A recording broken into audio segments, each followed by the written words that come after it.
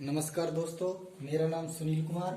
आपके अपने YouTube channel AVS technical study. जैसा कि आपको पता होगा, पिछली वीडियो में मैंने मशीन डिजाइनिंग के चैप्टर सिलेबस के बारे में डिस्कस किया था। आज हम मशीन डिजाइनिंग के चैप्टर नंबर फर्स्ट के बारे में डिस्कस करेंगे।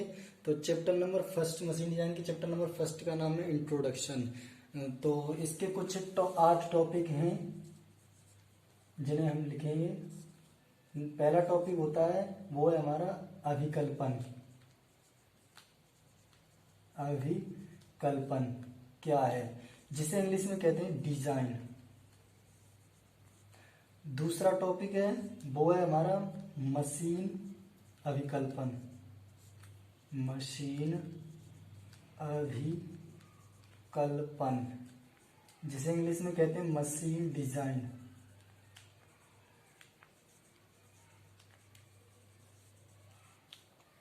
तो दोस्तों, तीसरा जो टॉपिक है वो हमें पढ़ना है मशीन अभिकल्पन के प्रकार।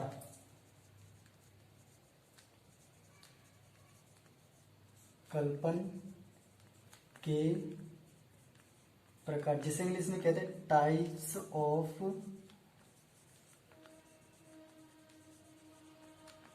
Machine design. जो चौथा टॉपिक है वो है हमारा अर्गोनोमिक्स। अर्गोनोमिक्स,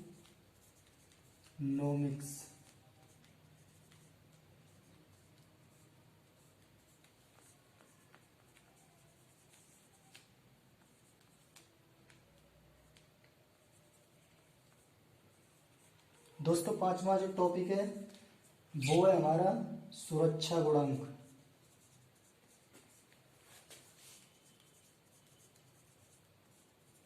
जिसे इंग्लिश में कहते हैं फैक्टर ऑफ सेफ्टी।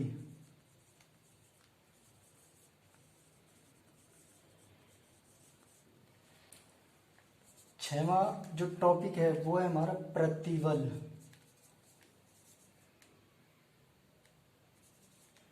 जिसे इंग्लिश में कहते हैं स्ट्रेस। जो सातवां टॉपिक है वो है हमारा प्रतिबल एकाग्रता।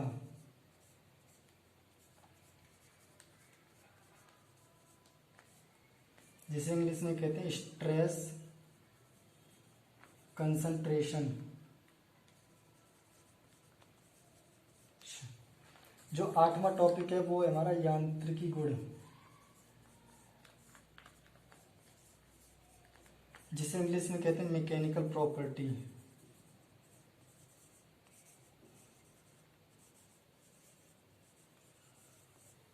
तो दोस्तों, हमें चैप्टर नंबर फर्स्ट में ये टोटल 8 टॉपिक पढ़ने हैं।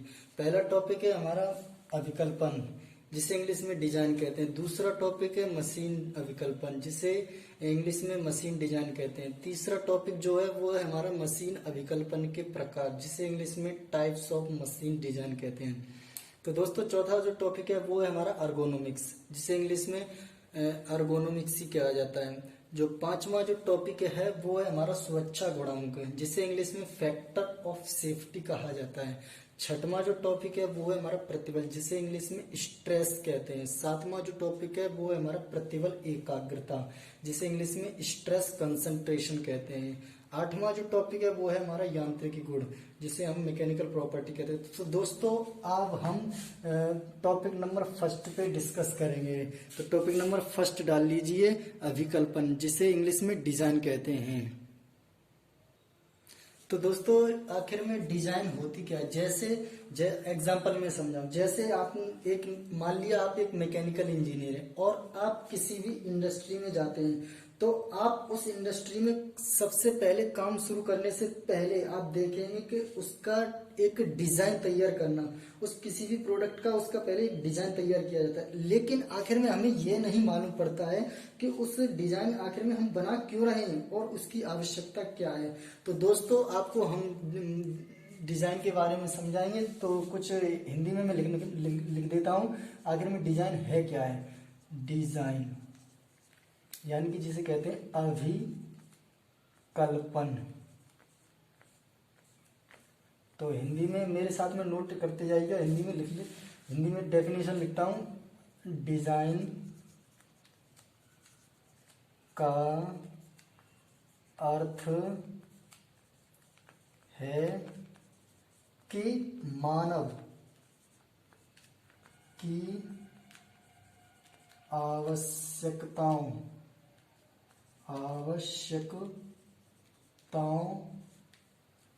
को पूर्ण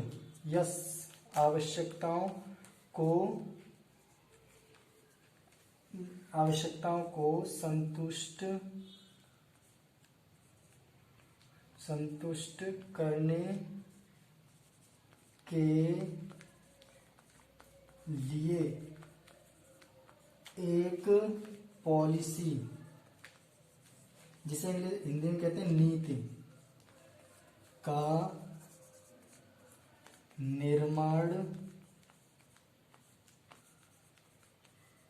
करना डिजाइन कहलाता है। तो आई होप आप समझे होंगे। हिंदी में लिखा है कि डिजाइन का अर्थ होता है कि जो मानव या मनुष्य होते हैं उनकी आवश्यकताओं को संतुष्ट करना, यानी कि जो मनुष्य होते हैं उनकी जरूरतमंद चीजों को पूरा करना, एक नीति अपनाना ही एक डिजाइन कहलाता है। तो दूसरा जो टॉपिक चलेगा दोस्तों, अब वो चलेगा हमारा मशीन। आखिर मशीन डिजाइन किसे कहते हैं? तो दोस्तों अब हम चलते हैं टॉपिक नंबर दूसरे की तरफ। टॉपिक नंबर दूसरा क्या है? मशीन अभिकल्पन। मशीन अभिकल्पन किसे कहते हैं?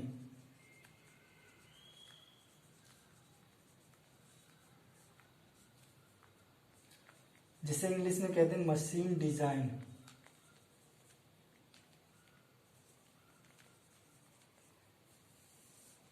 मशीन डिजाइन जो दूसरा टॉपिक है।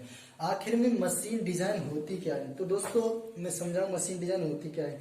जैसे कि आपने देखा होगा कि कोई भी आदमी है, पुराने विचारों से एक नया विचार उत्पन्न कर मस्तिष्क में उत्पन्न करके एक ऐसी आकृति को तैयार करके जिससे कि मनुष्य की आवश्यकताओं को पूरा कर सके, मशीन डिजाइनिंग कहलाता है। यानी कि उनकी जो मनुष्य होते हैं उनकी आवश्यकताओं को पूरा करके एक ऐसी आकृति बनाए जिससे कि मनुष्य की पूरी जो जरूरतमंद चीजें हैं वो उन्हें पूरी प्राप्त हो।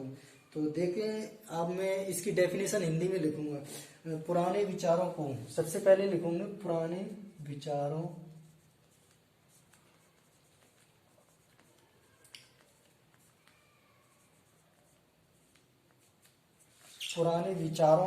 को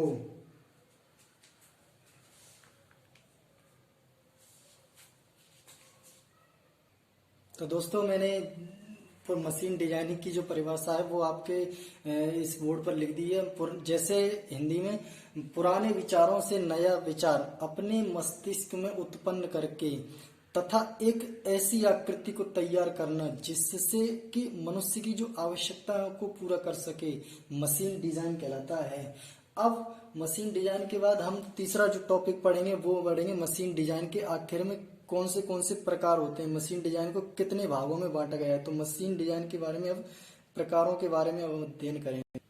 तो दोस्तों मशीन डिजाइन के प्रकार शुरू करने से पहले मैं मशीन डिजाइन के कुछ पॉइंट आपको समझाना चाहूंगा। तो देखिए, तो दोस्तों पहला पॉइंट है वो है हमारा types of load and stress. जो दोस्तों मशीन डिजाइन का जो पहला पॉइंट है वो है हमारा types of load and stress. इसका मतलब है अगर हम कोई भी मशीन बनाते हैं, अगर उस मशीन पर देखते हैं कौन कौन सा लोड लगता है, किस प्रकार का लोड लगेगा और उस मशीन के पार्ट्स में कौन कौन सी स्ट्रेस डेवलपमेंट होगी, या फिर हमारी टेंसाइल स्ट्रेंथ या कंप्रेसिव स्ट्रेंथ या हमारी शियर स्ट्रेंथ डेवलप होगी, ये हमें इसके बारे में मशीन डिजाइन के बारे में अध्ययन किया था। तो दूसरा जो पॉइंट है वो है हमारा मशीन पार्ट्स।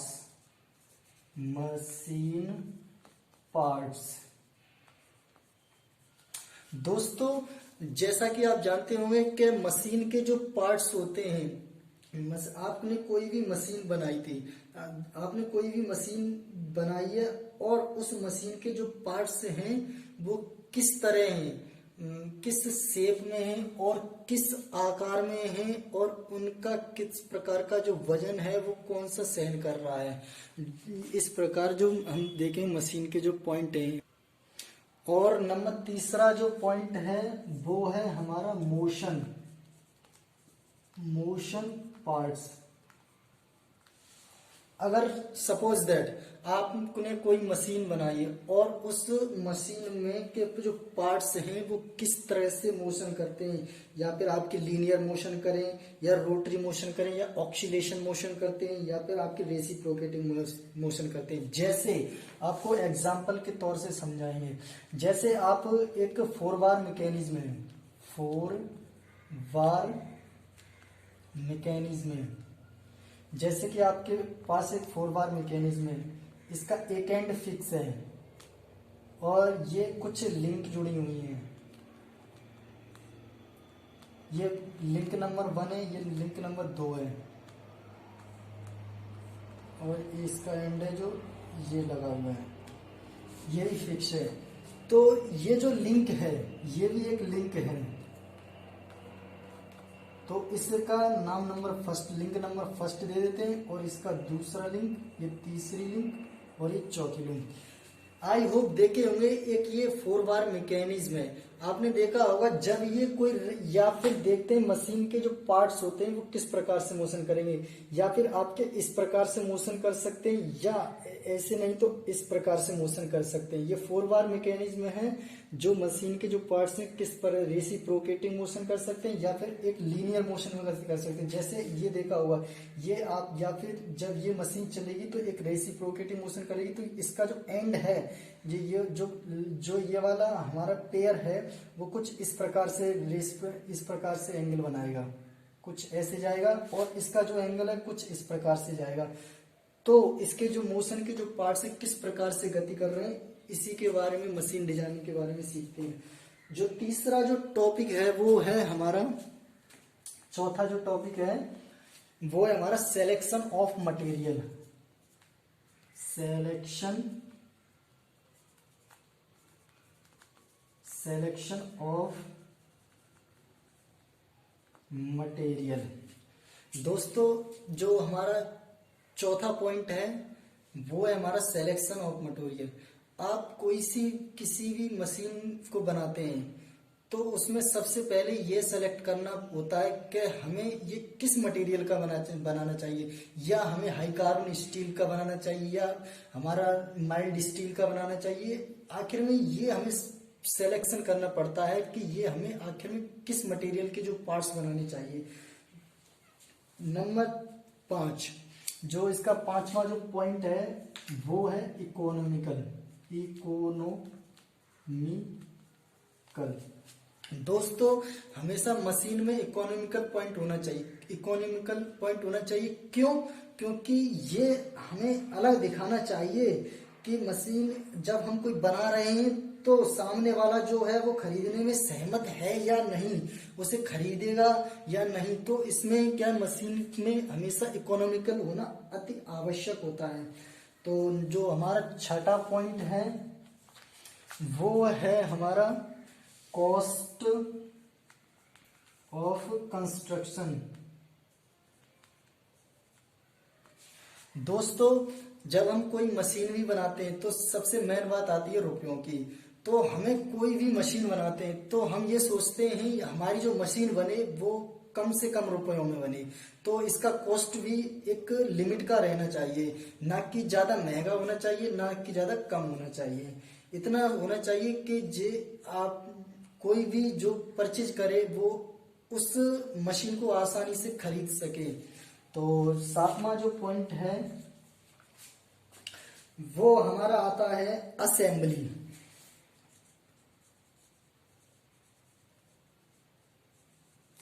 दोस्तों जब हम इन 6 पॉइंटों को पूरा कर लेते हैं तो बाद में एक असेंबली बनाई जाती है जिसके अंतर्गत उस मशीन का पूरा स्ट्रक्चर एक ढंग तरीके से फिट किया जाता है, जिसमें असेंबली को पूरा किया जाता है। तो दोस्तों आई होप समझ गए होंगे कि मशीन डिजाइन आखिर में होती क्या है। तो दोस्तों अब हम चलते हैं तीसरे टॉपिक की तरफ। तीसरा जो टॉपिक है वो है हमारा मशीन डिजाइन के प्रकार, टाइप्स ऑफ मशीन डिजाइन। दोस्तों मशीन डिजाइन को तीन प्रकार से बांटा गया है। तो देखते हैं सबसे पहले मशीन डिजाइन के प्रकार। तीसरा टॉपिक है ये। तो मशीन डिजाइन को जो है तीन भागों में बांटा गया है। मशीन डिजाइन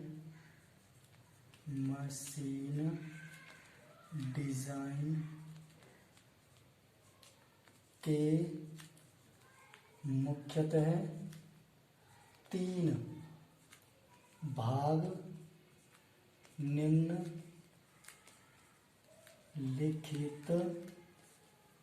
हैं। पहला प्रकार है वो है हमारा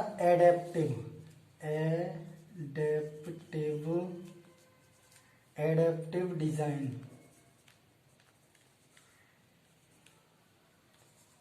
दूसरा प्रकार है वो है हमारा डेवलपमेंट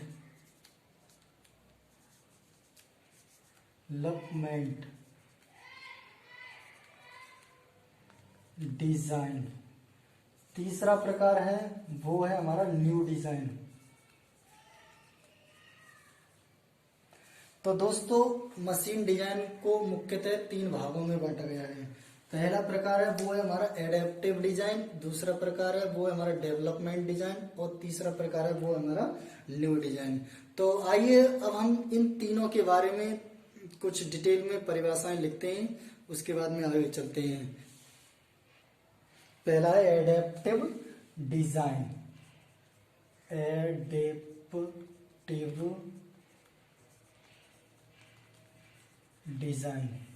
आखिर में ये एडेप्टिव डिजाइन होता क्या है? एडेप्टिव के नाम से हमें पता चलता है कि एडेप्टिव यानी कि अपडेट किया हुआ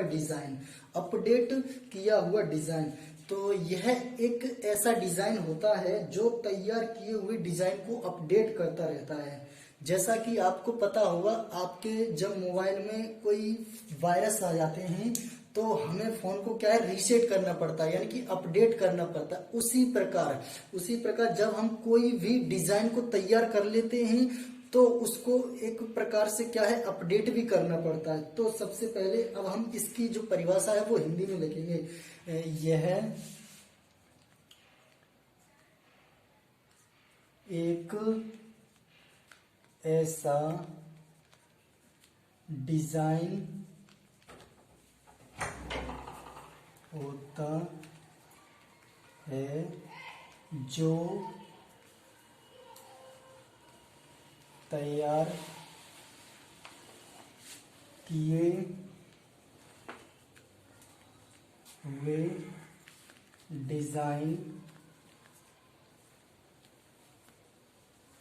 को अपडेट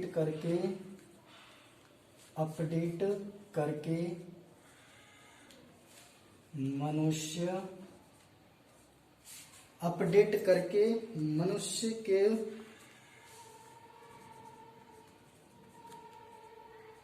जरूरतमंद आवश्यकताओं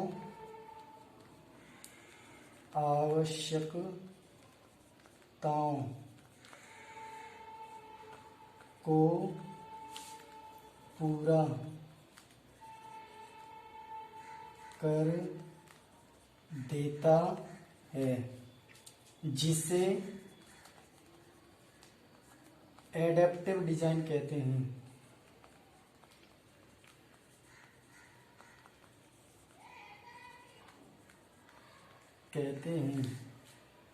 एग्जाम्पल एक और, जैसे किसी भी मशीन का, जैसे मान लिया हमने कोई मशीन है, किसी भी मशीन का जो हम कन्वेयर बेल्ट होती है उसको चेंज करना, किसी भी मशीन का कन्वेयर बेल्ट को बदल तेरे बिना खाली मेरे दिल दा। तो दोस्तों आई होप समझ ही गए होंगे कि एडेप्टिव डिजाइन होता क्या है। तो चलो अब हम दूसरे प्रकार पर चलते हैं जिसका नाम है डेवलपमेंट डिजाइन। आखिर में डेवलपमेंट डिजाइन होता क्या है। तो डेवलपमेंट डिजाइन के बारे में देखते हैं। Number 2, development design. तो आखिर में डेवलपमेंट डिजाइन होता क्या है, यानी कि नाम से ही पता चल रहा है कि डेवलपमेंट यानी कि डेवलप किया हुआ, यानी कि डेवलप तो किया हुआ डिजाइन। तो इस डिजाइन के अंतर्गत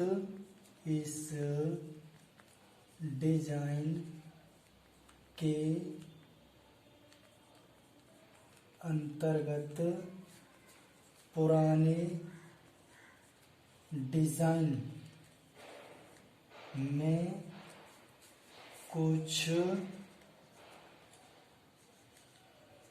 कुछ मूलभूत परिवर्तन, इस डिजाइन के अंतर्गत पुराने डिजाइन में कुछ मूलभूत परिवर्तन किया जाता है।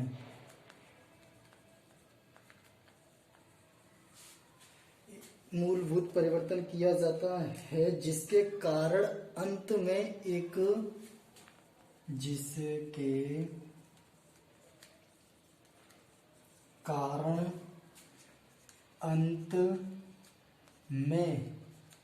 एक नया या संशोधित, जिसे बोलते हैं